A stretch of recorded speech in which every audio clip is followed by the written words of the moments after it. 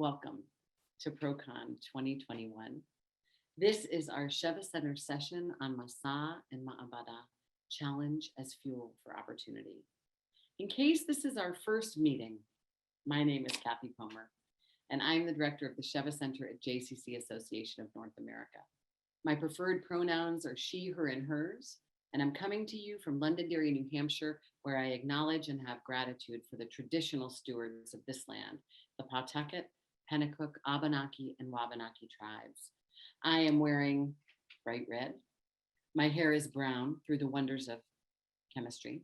And as always, I have red lipstick and red glasses too.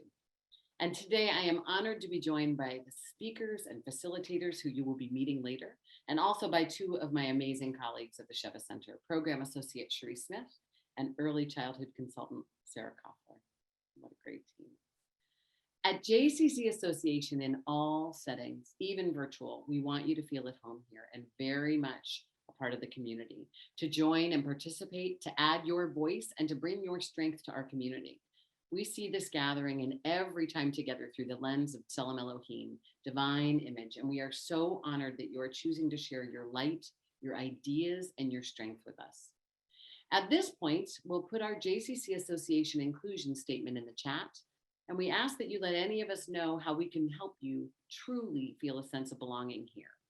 By this time, you may have seen this statement mentioned a few times, and you may be beginning to tune out some of the nuances of this belonging stuff.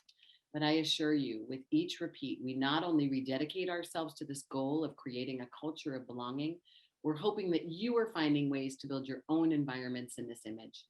It's time for all of us in the Jewish communal world to use these lenses with true accountability. And we at JCC Association are ready to do better each and every day. We pledge that to you and to ourselves. This session is being recorded, and we understand that some people don't wish to be recorded, in which case you may turn off your camera, though we encourage everyone who's comfortable to stay visible so we can feel as if we're all together here.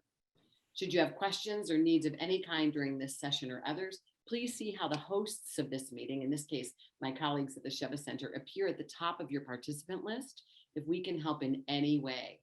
And notice for this session, the chat will sometimes go to everyone and sometimes just to the hosts. So thank you so much for noticing that and playing along. We aspire for everyone to feel they belong here as part of our community. And we are so much better with every voice we add. We're working to build inclusive spaces in which all people feel welcome, respected, safe, and fully included. And to that end, we encourage you to consider the following suggestions as we begin our time together. We invite you to rename yourself in Zoom with your name, agency, and adding your preferred personal pronouns. And if you click on the three dots on your little Brady Bunch tile, you can see an option that says rename. And we have closed captioning available at the bottom of your screen. If you'd rather remove it, please click to remove using the button on the bottom toolbar. We are thrilled to offer this conference at no cost to our JCCs, which was made possible because of our very generous ProCon 21 sponsors. Each sponsor believes in the JCC movement and the incredible work JCCs accomplish day in and day out. Their representatives are proud to be with us to share their expertise and offerings. We hope you'll join us in showing appreciation for their support by visiting their booths in the virtual vendor hall. We also encourage you to connect with them anytime during ProCon using the chat and afterwards with the contact information listed. So I think it's time to jump in to the main event. The Goldberg Early Childhood Center at the JCC of Dallas. I want to pause for a moment of honor. This has been a school we've been following, engaging with, and learning from for so many years. Many of you will remember standing right here, well, in Orlando, at ProCon when we first heard, and I first was able to meet Tara Ohayon, Center Director, quite a few years ago, telling the story of a school that needed to wade through so much to find its identity to emerge a leader in so many ways. Lots of people talk about it, but in Dallas, the dedication to values, engaged leadership, work, and infrastructure is a lesson for all of us to learn. It is all about integrity. During the pandemic, yes, but long before it, and also for a long time to come. And we get to hear today about one project on that long continuum that so speaks to this school's intentionality and purpose every day. In fact, if you've had a chance to look at the digital swag suitcase we sent on Monday, you'll see the most amazing Padlet from this insightful team in Dallas, which allows you the opportunity to go back in time to hear the evolution of their school's journey. They literally take our hand to move forward together with what they share about their thoughts, their resources, and the way they craft their unified vision. Building community is a practice, and how wonderful to see it shared in this way for all of us to study and be invited in. Today, you'll have the opportunity to hear all about the Mahabharata Project and all that came before it, and then facilitated by many of our amazing Sheva Center Leadership Institute fellows, you'll have the opportunity in conversation with each other to find out what's meaningful about the story this team is sharing and find meaning for the work you do each day. Some logistics. While our colleagues from Dallas dive into the details of this work, you can know that afterwards we will be going into breakout groups to dive more deeply into conversation and make this information relevant to you. We will be offering 7 different themes for breakouts today, centered around the Jewish lenses that guide our work. See them in the chat. I know my team is putting them in. You'll see both a file with more detail about each one, and also, if the file feels like something hard to access, the 7 titles as well. In response to the amazing numbers of you joining us here today and yesterday, we've changed the process for joining since yesterday. And today, when it's time for us to have those conversations, we will put the choices up in the breakout session for you to choose yourself. You'll be able to see it at the bottom of your screen if you're on the computer, and we've even checked by phone. It's in the top left. So there's a choice for you to think about for the future. And in these breakouts, you will be led in discussion by a member or more of our amazing SCLI fellows. I already mentioned them. They are skilled and ready after literally hours of preparation to facilitate. And allow me, please, just to go on for a moment about their generosity of time and energy, not only to this ProCon session, but every opportunity to think deeply and move our practice and profession to the next step. We are thrilled to have them with us, and they are ready to help you make this opportunity more personal and meaningful. So, enough of hearing from me. You're going to find the full bios of the following folks on the Spot Me platform, but I'd like to say you'd be hard-pressed to find a more generous, thoughtful, forward-thinking, action-oriented, and dedicated group of skilled practitioners. We couldn't be luckier to have them in the field, and we couldn't be luckier to have them with us right now. Please welcome Assistant Director Dave Stanton, Director of Early Childhood Tara Ohayon, Pedagogista Crystal Lucha, and Resource Specialist Heather Rinfus, all from the Goldberg Early Childhood Center at Dallas JCC. Thank you so much, and take it away, team. Thank you, Kathy, for the kind words, and thank you to the Sheva Center and JCCA for inviting us today and bringing everybody together. It's wonderful to have the opportunity to be with so many dedicated and engaged professionals for this next 90 minutes. When Kathy and I first spoke about today, she invited us to share about our Mahabharata Project, the studios that we've started in Dallas, and how we had triangulated between our identity, resources, and the COVID challenges we faced to seize an opportunity to leap forward on our journey. But really, as we began to think about it, in order to tell you that story and what's happening today, we need to start back a few years ago with a different story. So as Kathy alluded to, about a decade ago, our school started sharing the journey from shifting being a more traditional school to a more progressive school. And periodically over the last decade, we've updated with all the ups and also downs that come as part of that story. And I guess what we want to share today, we would call the latest chapter in our Masa and what has happened in Dallas in the past few years. So if we go to about 3 years ago, we'll say, to be completely transparent, it really felt like we had stagnated as a school, and maybe not just stagnated, but it started to sort of slip into quicksand. Me personally, I was really searching for, I think, other ways to fill my day. And I was throwing myself into projects like building our J-Baby program, which was under my umbrella, and redesigning our website with our marketing team. but really I had probably a foot and a half out the door of our preschool. So as both Dave and Kathy mentioned, and those of you who have followed our journey, we had been here before. We had been at a very low, then we went up a high, and then we were at a low again. And I remember this happening, and I called Mark and I said, what is going on? It's going up and down. And he really normalized that for me and said, this is what happens. It happens like this. And so I was coming in every day, not wanting to come to work, which was not like me. I was spending a lot of my days in my office, the blinds closed, the door shut, counseling staff who were unhappy, talking to teachers, trying to figure out what to do. And this is when leadership gets really lonely, actually, is even though you have so many people around you, when you're having to make tough decisions and things don't go well, it feels really lonely and it's really hard.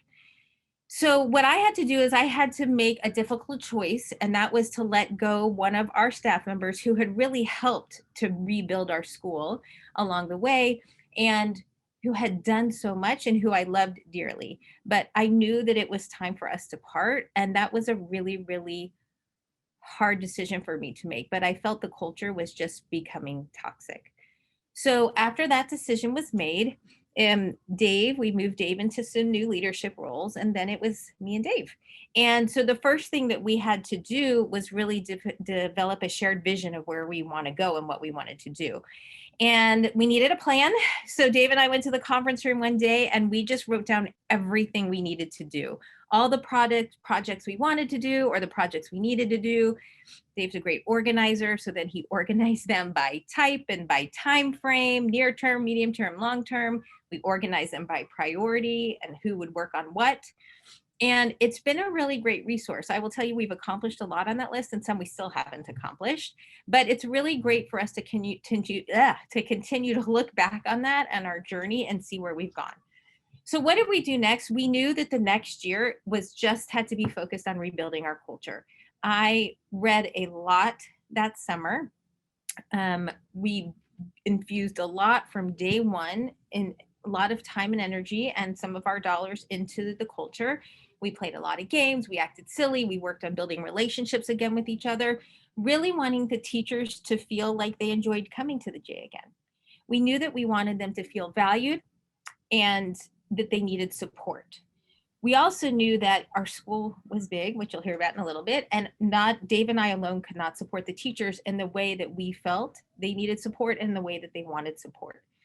So we decided to do a few things. One of the things we noticed was that the way we were interacting and being emotionally responsive to the children was not consistent across the classrooms. So we invested our energy into conscious discipline, which has really been a game changer for us. And then we knew that we needed to decide who was still with us and who wasn't. And so we kept a lot of people and we counseled some people out.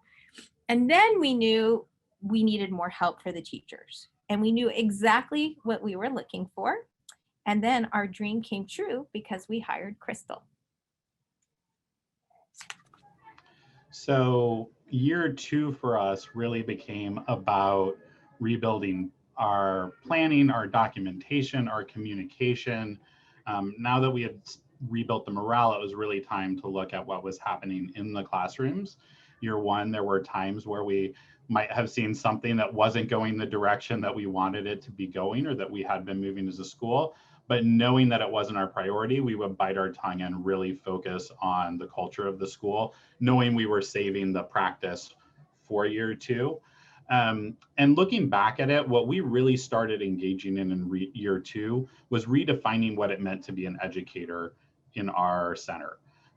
We focused on giving teachers more independence, a more flexible planning, more flexible classroom setups, really giving them that independence and also responsibility, unless what had really happened before that Tara was alluding to with the culture is there was a very prescribed way to do it and it needed to be done that way. And we wanted to give that responsibility and independence back to the teachers. We wanted them to know that we had hired them for a purpose. We trusted them to be professional educators, and we felt good about their judgment in the classroom. We also wanted them to feel free to bring their creativity and bring themselves to work. and that they were willing to, and we really encouraged them taking risks, trying new things, whether it be in their planning, in their circle times, in their classroom arrangement, and saying it's okay to try something and have it not work. And in fact, often we learn the most when we try something and it doesn't work.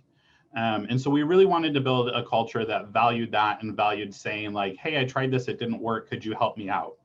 And really making it okay to come to us and say, I could use help. You know, we found that that was one of the best ways we could help teachers build their competence in their practice, was to encourage them to say, I'm struggling with this. Do you have any suggestions? Or I'm struggling with this, and we could connect them with somebody who is strong with it and could help them really think about how to grow. So one area we identified that the teachers weren't comfortable is in science. They did not see themselves as having the knowledge necessary to teach the topic. So we spent more professional development time on science, and my role began to shift away from that of a traditional science specialist with a dedicated classroom to more of a supporting role for teachers. I began to work with teaching teams on exploring the interests of the children in their specific classroom and help them develop science experiences around the kids' questions and wonderings. Over time, the teachers have become more confident in exploring the science that occurs in their classroom every day. So all of this redefining has really been a parallel process for us. We started to view our teachers in the same way that we wanted them to view the children, as capable, curious, filled with possibilities, essentially researchers. And we also made sure to meet each of them where they were at, taking small steps forward, scaffolding their understandings and making small adjustments, not just pushing them farther than they were comfortable. And because we were on this journey to redefine what it meant to be a teacher, it made sense for us to also reimagine our planning approach. And we knew that we wanted a backwards design approach that would deepen the thinking and move away from like the one-off activities towards more meaningful, co-constructed experiences that would build those foundational understandings for children. And what we did was we ended up asking for input from our teachers. Since they were the ones that actually used the planning tool, we wanted to know what they thought would be helpful. And we really cared more about the thinking that went into it rather than the paperwork or the format. So we used their feedback to build flexible planning tools that could support each teacher's process. And then from there, it made sense for us to look at how we could communicate these changes and the learning to our families. They were used to seeing certain things done in the classroom, and we had to be able to explain why we were changing things, why we were doing what we were doing. We had always done sort of like a photo dump of everything that happened throughout the day, and that was how parents and families knew about the children's day. And we were really wanting something that was more a highlight of meaningful moments for the children's day, and then using those moments as the basis for building documentation in the classroom that could then inform our curriculum and our assessments. So with all of that going on in our school, you might think that we were super busy and had our hands full and that we couldn't do anything else. But there's more. We also knew that we had this conference coming up in January. We had been asked to host a pop-up conference for the Paradigm Project. And we were really excited to use this opportunity to elevate our teachers as professionals, to showcase our strengths as a school, but also to be really authentic and show the journey that we were on. So part of that journey was, again, redefining ourselves, but we also were looking at redefining materials that we use in our classrooms. So Dave and I took on this giant, huge project of redesigning our resource closet and transforming it into a loose parts studio. We're going to show you guys the process that we went through. We worked with teachers to examine all the materials we had. We took out everything from this closet. You'll see it here in a second. All these materials came out of that closet. We went through everything with the teachers, and we decided how we wanted to view materials. And we decided that we wanted to view them more as more than toys. And we wanted them to be vehicles for children to deepen their understandings of the world. So we set a deadline to unveil this beautiful studio at the conference, and I vividly remember letting out a huge sigh of relief, saying it's done, to which the brilliant Sandy Lanes, who you might have heard yesterday talk, replied to me, no, now the real work begins. And she was really, really right with that. We had transformed this space and it was beautiful, but now we had a million other questions to ask and to answer. We had to think about how we could ensure that this space would become more than just something pretty that we would look at but never touch, that teachers would be afraid to use. And how could we use this space as a pedagogical tool to work alongside teachers, to observe children's play, and to offer new challenges for them? And this was really exciting for me in my role. I felt energized by this opportunity. Our staff felt really empowered at the end of the conference because it was so inspirational for them. And we were proud of the work that we had done to host not just the biggest pop-up conference, but the biggest paradigm conference ever. So when we were starting to feel more successful, I think it's very easy to forget the journey and the difficulties you had getting to that spot. I'm going to be honest, it's messy, it's hard. We had a lot of difficult conversations. Things were not easy, and they're still not. I mean, this is just kind of how it is. But right now, at this point in our journey, the school was in a really great place where our staff were engaged. We had little or no turnover. Our families were engaged with us and with each other, which we loved.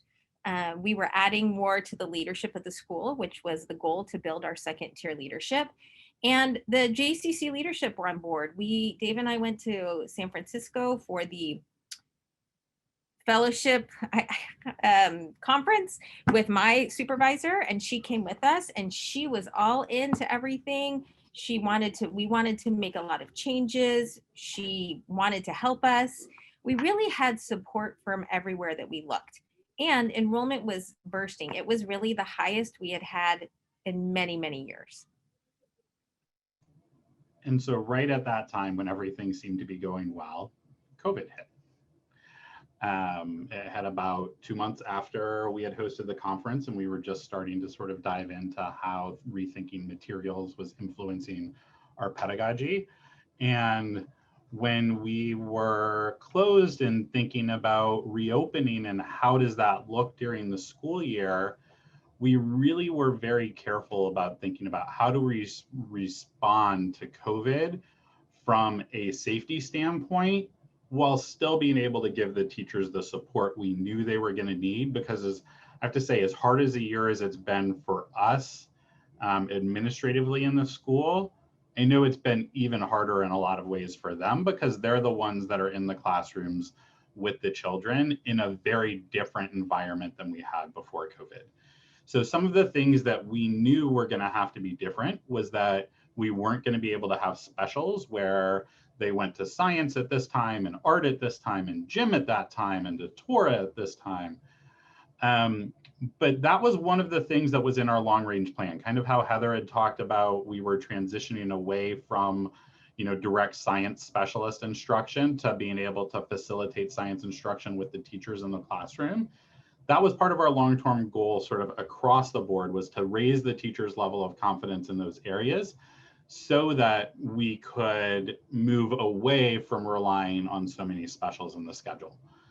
We knew that doing that and having to do that this year was also going to create big uninterrupted chunks of time in the classroom, which is wonderful on the one hand and something that was also in our long range plans, because in order to really dive deeply into the learning with the kids, you need to be in there for an hour or two at a time and not always be transitioning to the next thing in and out and in and out.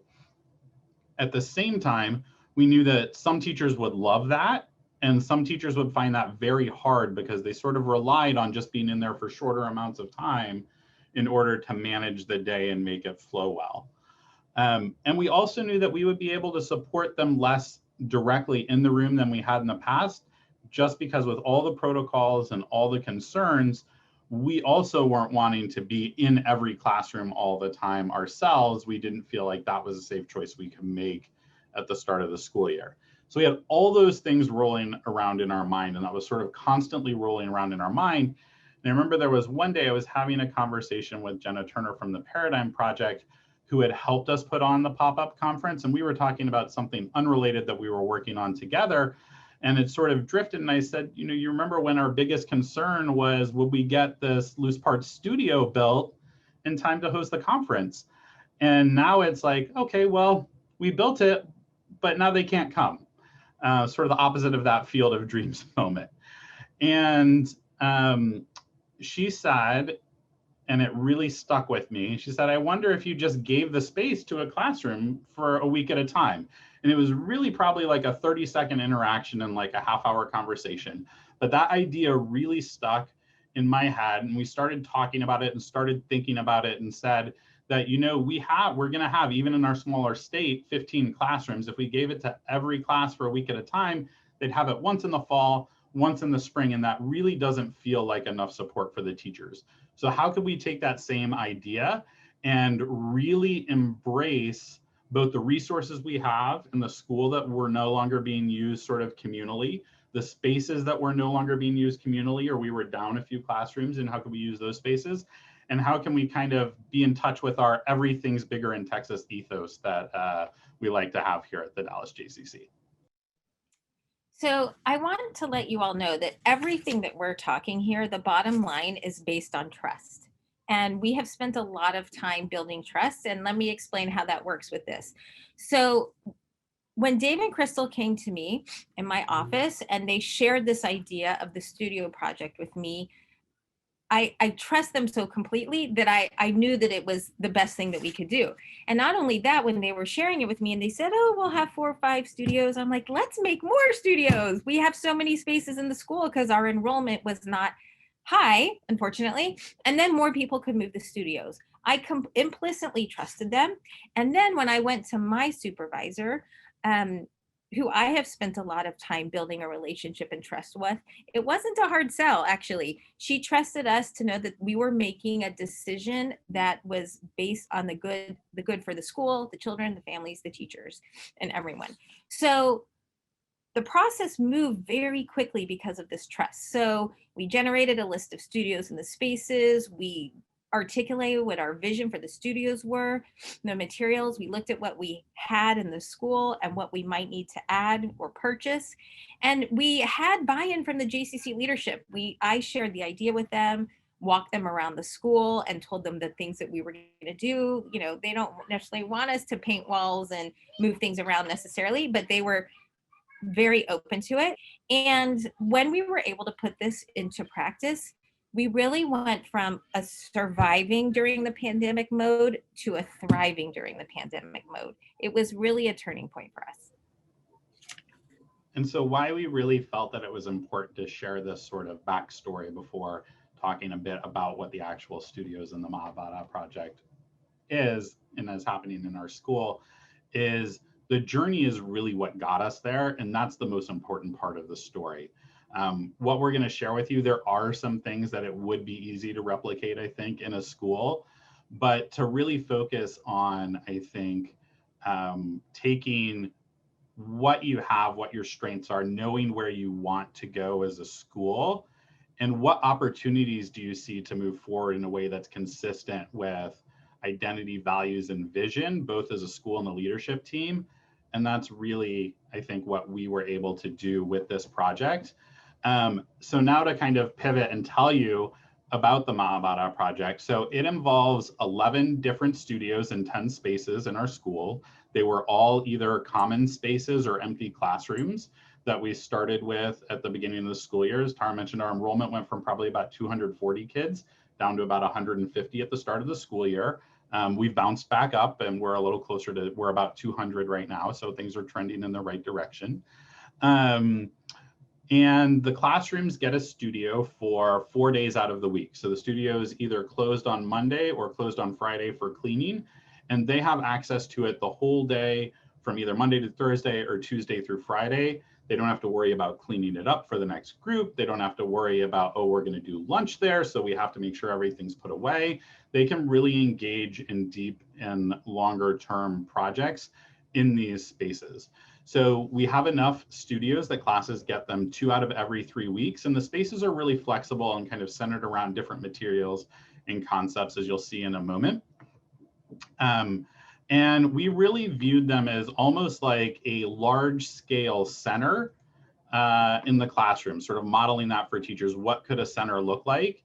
And really, how can we infuse literacy throughout all these places in terms of writing materials, books, reading, pre-literacy skills, and how could that really be part of what we're doing with the kids, even if they're engaging in building Legos or constructing with boxes and things like that.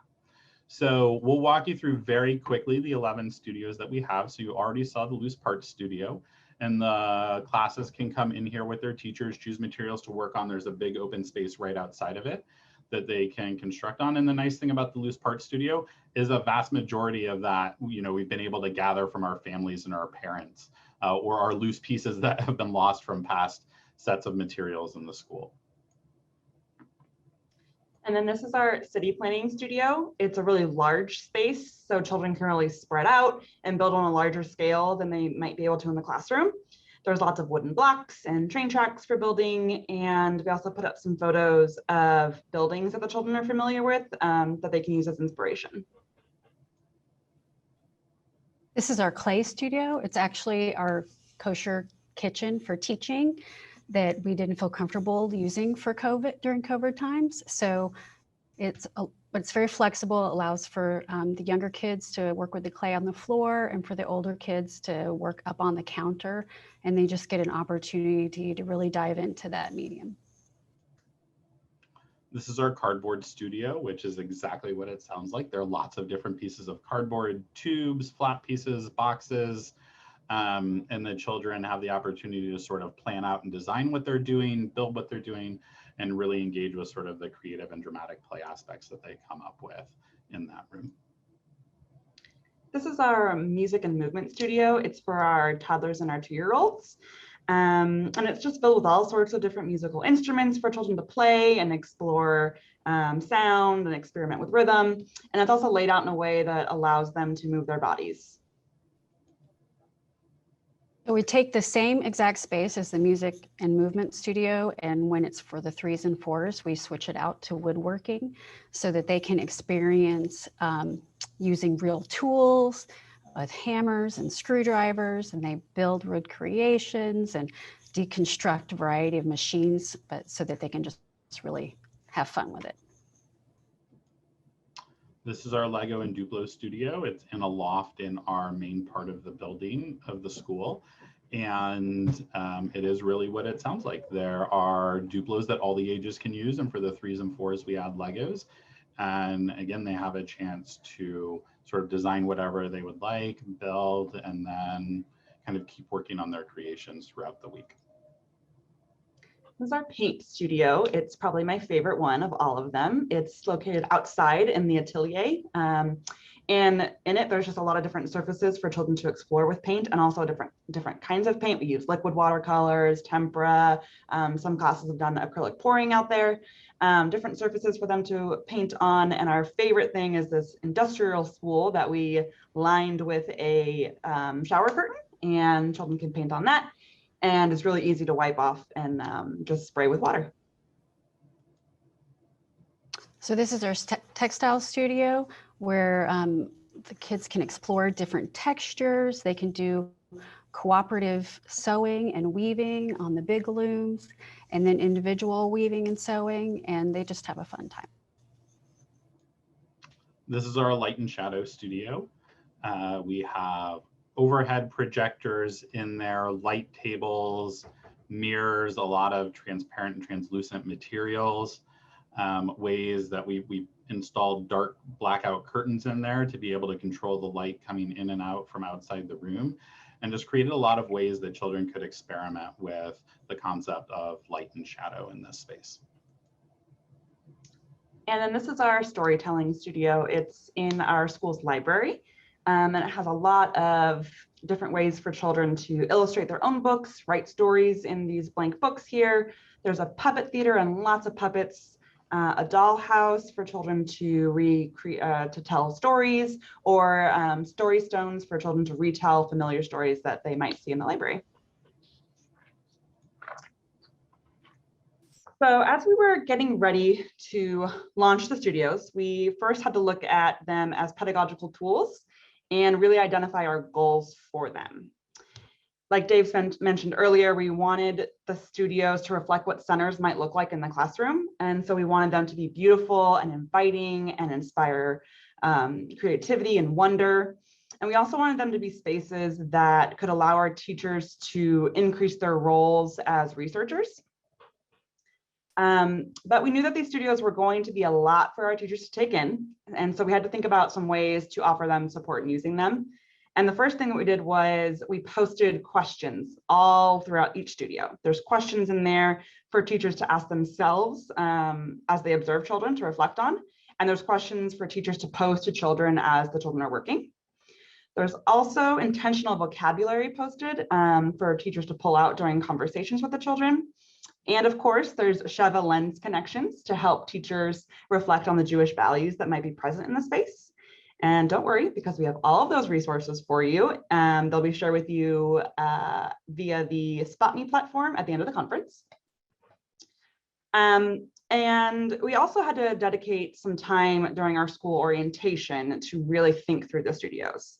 So we did a couple of things. We first watched a video from Reggio Emilia called Shadow Stories. And this video really aligned with how we were starting to view our environments to be the third teacher. And we used that video to think through how we might use studio spaces to help uncover children's thinking and to document their ideas. And then we had opportunities for teachers to visit and use each space, which was really important. So they could see what was inside them, start to think about how they might introduce them to their classes. And then I went through with Dave and created videos of all of the studios where I walked through the materials that were in each of them and the layout, and kind of gave a general overview of how to bring children into the space. And so now we are almost a whole school year in, and you're probably wondering how it's going.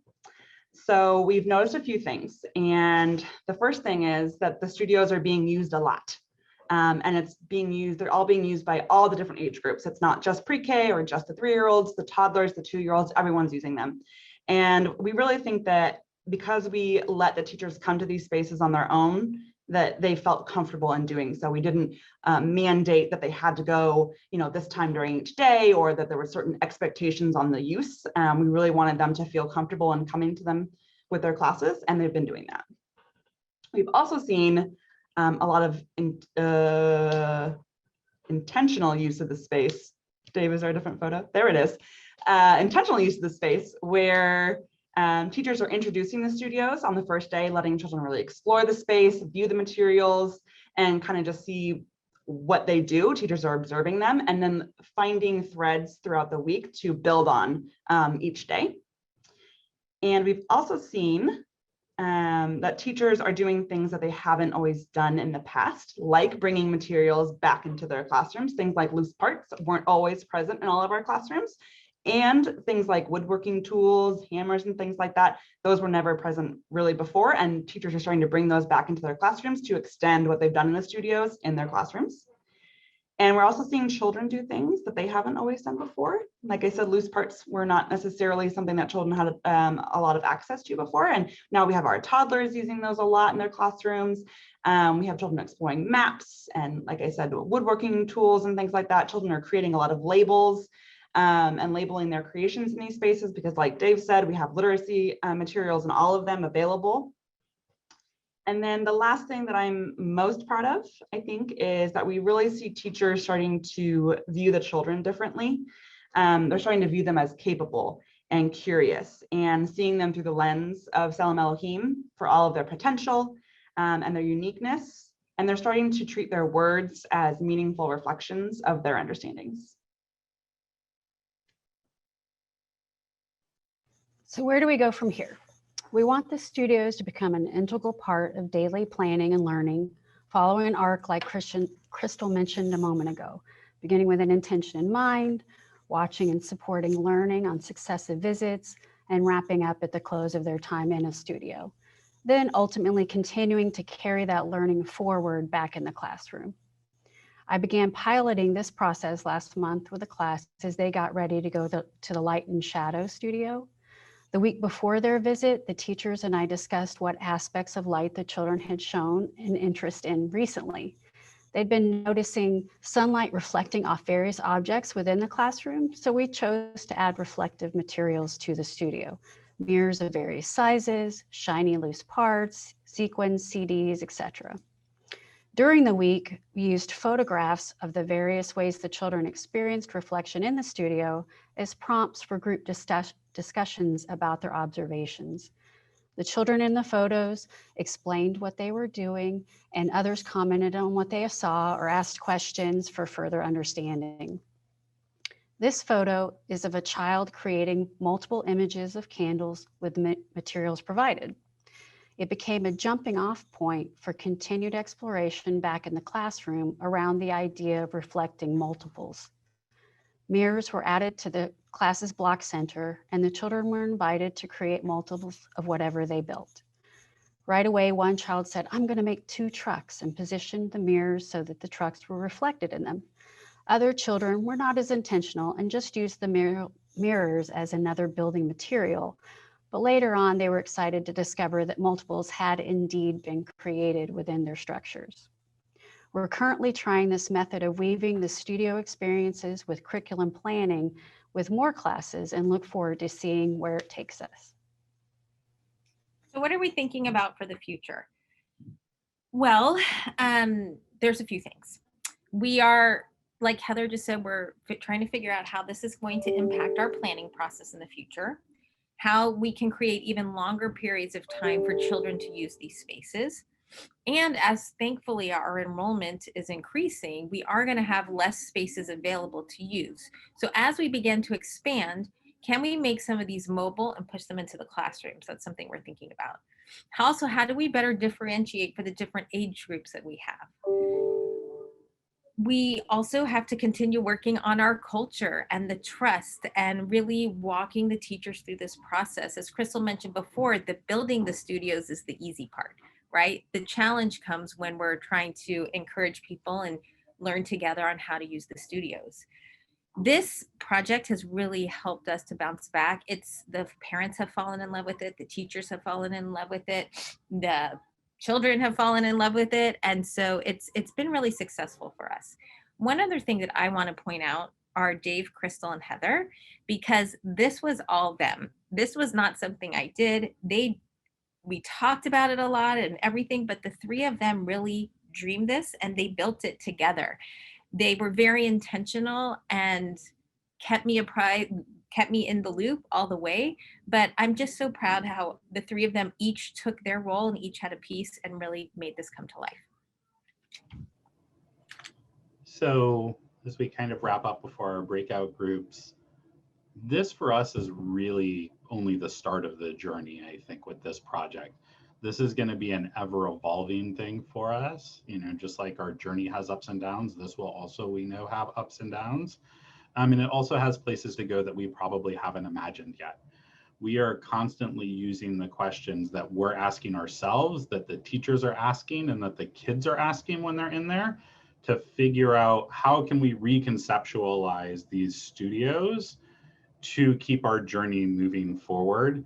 And one of these days, it's going to be okay to travel again. And if you were to come visit us next year or in 3 years or something like that, it would look very different, I think, than what we were able to share with you today, because this is a living thing that will evolve with our school. So I really want to say thank you to all of you for coming and letting us share this with you, to our team here in Dallas, not just the 4 of us on the screen, but everybody who couldn't be with us today, particularly the teachers in the classroom who are the ones that are really doing the hands-on work and learning with the kids and pushing themselves to grow as educators. We want to say thank you to all of our thought partners and mentors who have shaped our thinking in this process, even with little questions or comments here and there that they may not have known they were doing at that moment, but it's had a big impact on us. And I want to give an advance thank you to all the wonderful facilitators who are going to be working in these breakout groups. I think, we've been really excited to share what we're doing with you today, but I think the real value we're hoping is the conversations that you're about to have and thinking about where you are in your journey and those next steps for you guys in your early childhood centers. Wow, that is very exciting. My mind is blown. This is just unbelievable. Charisse, let's get everybody to rooms here that can be helpful to them. Do you want to explain while Sarah is doing all of the background work? Absolutely. Thank you so much for the Dallas team. This is incredible. And I imagine that everybody's really excited to dive a little bit deeper into this topic. It's going to be really amazing. We've got some incredible facilitators who are going to help guide your discussion. So the way that we're going to break out today is we are allowing you to select which room you'd like to go into. So once the breakout rooms are launched, you will be able to click the breakout room icon at the bottom of your screen. If you're using a computer, if you're on a mobile device, you can click the breakout room button at the top left corner of your screen, and you can select which room / topic you want to join into. We just ask that you select rooms that have a little bit fewer participants so that we can make sure that we are evenly populating each room and that everybody has the opportunity to discuss for an appropriate amount of time. So Sarah is going to launch the rooms and open them up. You can again click the breakout room button at the bottom of your screen if you are using a computer. And if you are using a mobile device, you can click the breakout room button at the top left corner of your device to select which room you'd like to go into. And there are several topics. Sarah posted them again. We have Selam Elohim, Darash, Kedusha, Etor Root, Brit, Masa, and we have Exploring the Abstract. It's going to be some great conversations. And of course, we are here to help you get to where you need to be so that we can make sure that everybody's having the appropriate amount of discussion that they like to go to. You can just let us know either in the chat so that we can help you go to where you need to go.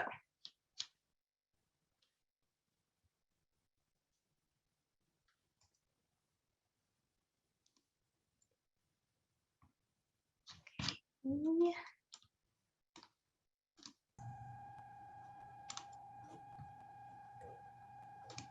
Sorry, Charisse, I'm not seeing on the bottom of my screen where I can click to. Breakout rooms. Okay. It's not showing. Sarah, I'm not. And I was just, all of you, let's all, that my breakout, let's meet again every day for the rest of our lives. I am so sorry, Sandra, that we just got cut off there, but you need to know that we will be making space for these conversations going forward, a million %. But now is the time when we're all back together here, Dave and Tara and Heather and Crystal, we're all back in this room. We're just wanting so badly for there to be an opportunity as a large group all together to dive into any questions and answers and ideas that have come up for each of you. I know, Sandra, you were just in the middle of a thought. I don't know if you're feeling that you want to complete it here. I sure would love to hear the rest of it, but maybe what we can do is folks that have something to say, jump in, and if you'd like to talk, you can raise your hand virtually or in real life. And we will try and make sure that those who want to say something get a chance to. Anybody want? I have a question. Please jump in. I am curious how this was communicated. It's just like all of this process, what the communication to the parents has been, and how that has rolled out. So I think that's a really good question and something we had to think about. Not just, I will say, the communication to the parents, but the communication to the staff too, right? And for us, this is where we really decided to lean into it and talk about how this was sort of our response to COVID and how we could keep innovating during that times and bring new opportunities. So that for teachers, this was a chance for you to have a space that was yours, that was outside of your room. It could kind of shift the day a little bit. You could take a small group too. You know, often one teacher will leave a classroom with maybe half the kids and go to a studio, and the other teacher will be working in the room, and then they'll kind of switch groups of kids. And then for the parents, you know, I think we just got really excited about it, to be honest, and said, these are all the amazing things that we're going to do. We've focused a lot of documentation on it and a lot of communication around it and a lot of our social media on it, because, you know, one thing is, I feel like next year is really key for it, because I think we have one more year where there aren't going to be too many questions about doing things differently because the kids won't be vaccinated yet. And so there isn't going to quite be that pressure to, hey, don't you want to go back to the way things were before? So we're really thinking about how do we document and make visible what's happening as sort of the answer to that question as we're going through the process. And in addition, I just want to add that it's also on our website. Our website is not wonderful, but the studio piece is. And we will have people coming, and when I'm doing virtual visits, they'll say, oh, I love the studios. I want to hear more about the studios. Or parents will talk about them to other parents. And so we're finding word of mouth is really helping. And like Dave said, Crystal does our social media, and she's very intentional about what we do. And so look on our Instagram and Facebook, you'll see a lot about studios on there. I was going to share, I'm Emily, I'm in Long Beach in California, and I'm a JCC Dallas like worshiper, follower, and have been since we left ProCon last time. So I didn't know it was you, Crystal, that runs your social media, but I'm obsessed with what you do. I think it's so great. And I shared in our breakout that you guys had really inspired us to do a pop-up studio. We had a space that we could do that. And we are really now just jumping into spaces for inquiry and becoming better observers. And so that's how we introduced it to our staff. We talked about Dallas and shared their social media and just said, like, look at these cool studios they're doing. Let's get some inspiration from them. And teachers got to put a lot of input into what we wanted to use. And we change ours out monthly because we just have one spot we want to explore. And then we just shared with our parents literally the similar way. We shared Dallas's social media and said, like, we are really inspired and we want to work within our JCC family. And we did a pop-up loose parts first, and we communicated to parents and asked them to donate during drop off. And ever since then, every month parents are like, what's it going to be next? What's it going to be next? How can we contribute? So you guys were super inspiring. I really thank you, because it helped us also create an additional space for children to visit. Our teachers were desperate for other spaces. Our playground was made smaller. Our classrooms were made smaller. We couldn't go to all the places we normally go in our J. So it also, parents were thrilled to hear that children were getting other opportunities and not just going to be sequestered in their classroom. So it's been a big hit for us, and we're excited to expand a little more this next school year. Thank you for sharing that, Emily. And people are asking about our social media, what we are. If you go to the Padlet that was sent out, we have put our links to our social media on the Padlets, and as well as resources, inspiration, things we've done for culture, things that inspired us in the studios. So those are we have a lot of great links there, and you can find our social media on that Padlet as well. What else, everyone? We have time, something we never have in this field. Think of a question, something that you're interested in, or even just a thought you're having. All are welcome.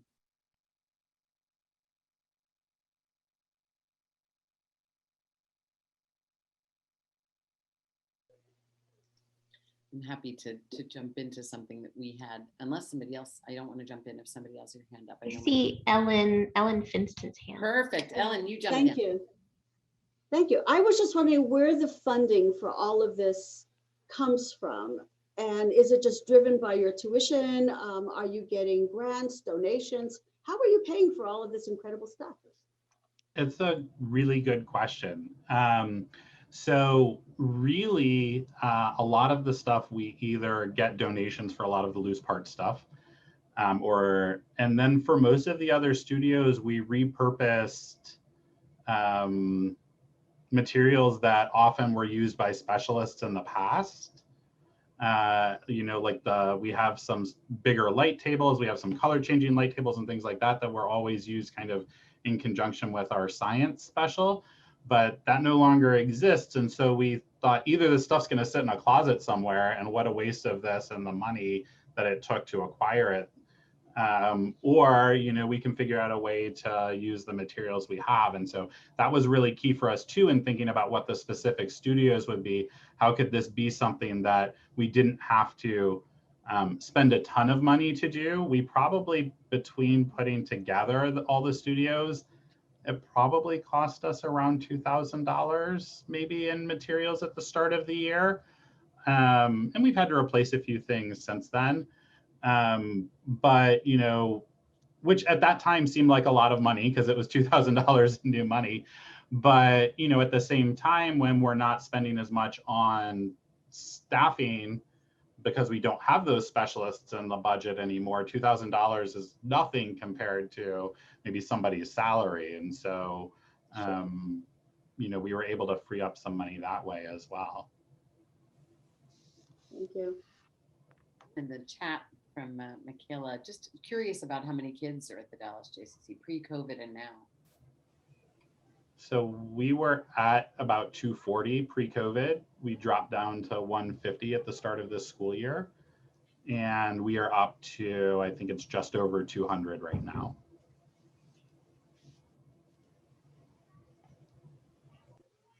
See another question in the chat from Andrea Jacobson, and she says, I'd love to know the first steps for decreasing teachers' anxiety about implementing studios. Crystal, do you want to take that one? Yeah, I can take that one. So I think what we did was we tried to, again, meet them where they were. We didn't put expectations on these things, right? And at orientation, we really offered them the opportunity to go into the space and use the materials that are in there, because we were talking about this in our breakout group. I'm not comfortable with woodworking or Legos. So how would I bring that to my children? I would have to be somewhat familiar with it, right? So I'm really comfortable with paint and clay and things like that, but I wouldn't be able to do that with those other materials. So allowing time and opportunities for them to ask questions and figure things out. And then, like I said, we made videos too that kind of, I walked them through how I might introduce the space. So really using, because we couldn't be together in person, really trying to use the tools that we had available to us to offer them support, like those videos. And I also to say is that every classroom and every teacher is on their personal studio journey. Okay, so some are using them in a really cohesive way, and some are using them to come in and kill some time, build in the Lego studio, right? So we have a continuum of educators, and Heather, Dave, and Crystal are really great about meeting them where they're at, not making them feel bad about it, but just taking them to the next step. For us, sort of like we said in year one of this part of our journey, that we bit our tongue sometimes if we saw something that wasn't one of our focuses. It's the same thing right now. Like right now, the focus is really getting them comfortable in there, and it's just okay to be in there and use it, as long as it's safe and appropriate to use that space in a way that feels comfortable to them. And we'll meet them and work on it more as being part of integrated into their planning next year. And we're just starting to kind of pilot that with some classrooms right now.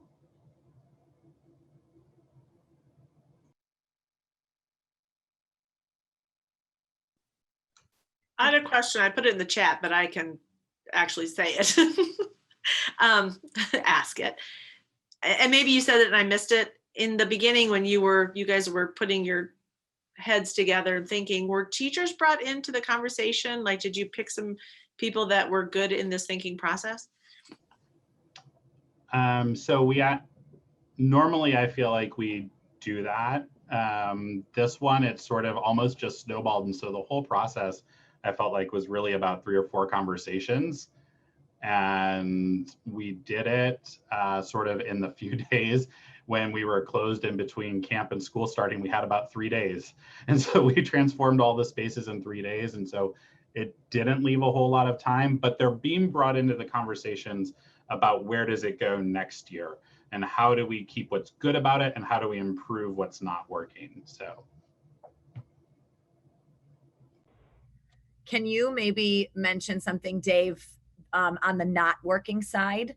Like maybe something that you've noticed, maybe the number one thing that really didn't work that everybody's sort of on the same page about moving forward in a different way? I think the biggest thing, and we knew this would sort of be an issue, is some of the studios are not as productive for some of the age groups. The younger ones, you know, have a harder time with the textiles and working with the fabrics, for example. They also have a harder time working with the clay, but we're trying to meet them more with how do you work with clay with toddlers in that specific instance. But I think for that, we're really thinking about, you know, going forward, is it worth having multiple of the same studio that maybe the toddler groups can access and then different ones that are more geared at like pre-K or threes, or seeing kind of what the feedback is from that. You know, I think the other thing that we're hearing is for some people, like 4 days is just not enough time. Like you get really into something in day 3 or day 4, and then like you have to leave. And so you can't go as deeply. And so we're really trying to look at the scheduling and the spaces and figure out, can we free up even maybe like 2 weeks or 3 weeks or a month at a time, and for maybe the oldest groups and things like that, and figure out how do we do that going forward as well. And I saw someone ask a question about the scheduling, and everyone needs a master scheduler on their team.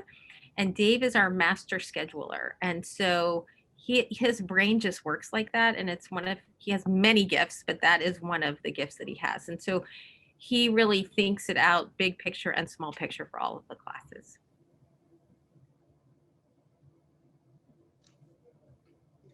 Awesome. I'm also seeing a question about how does it work in terms of cleaning between classes, or if the studios are transported from class to class? What does that look like? Heather, you want to take that one?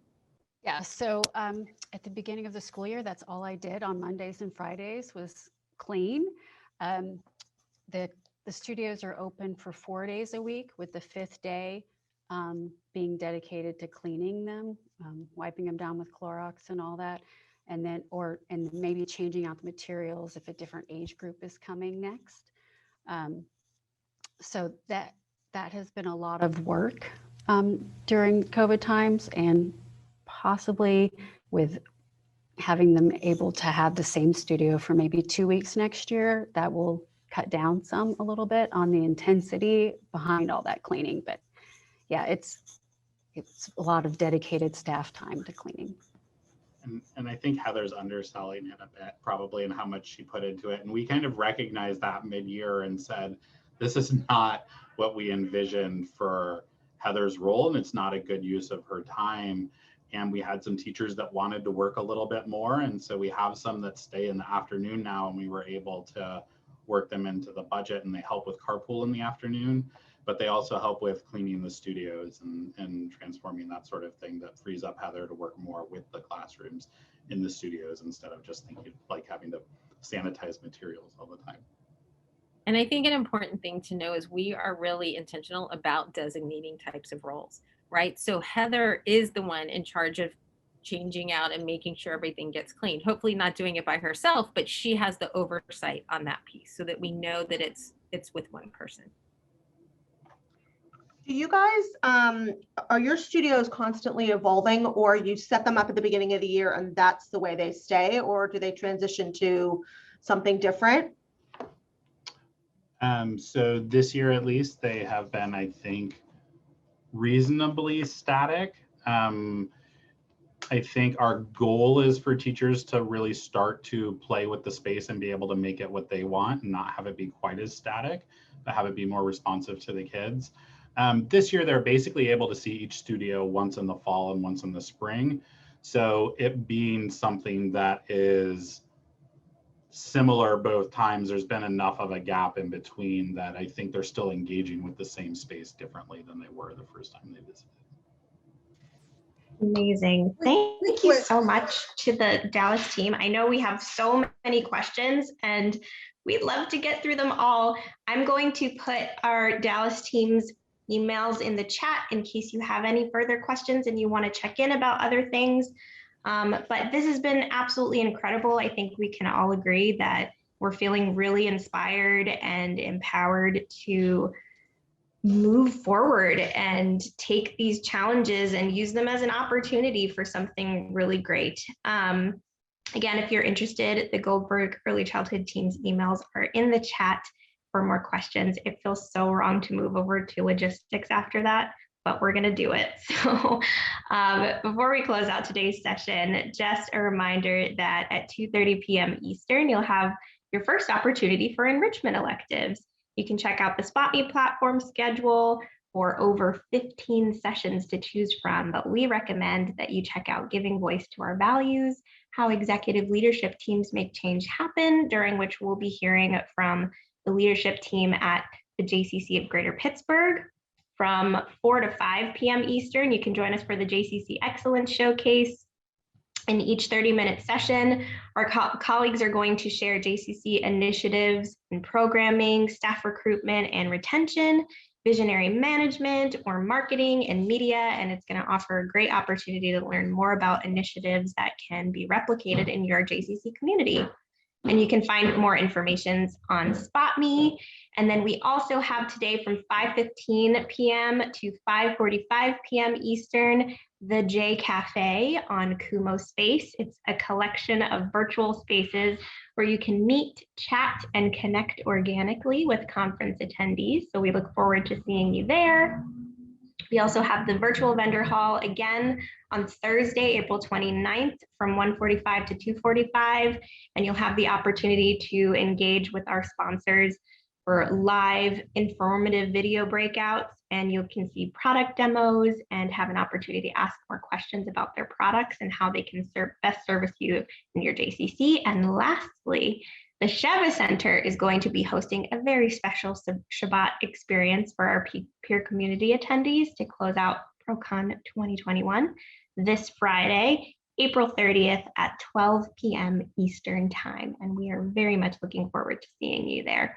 But from all of us here at JCC Association, from the Sheva Center team, thank you so much for coming and enjoy the rest of your ProCon 2021 experience.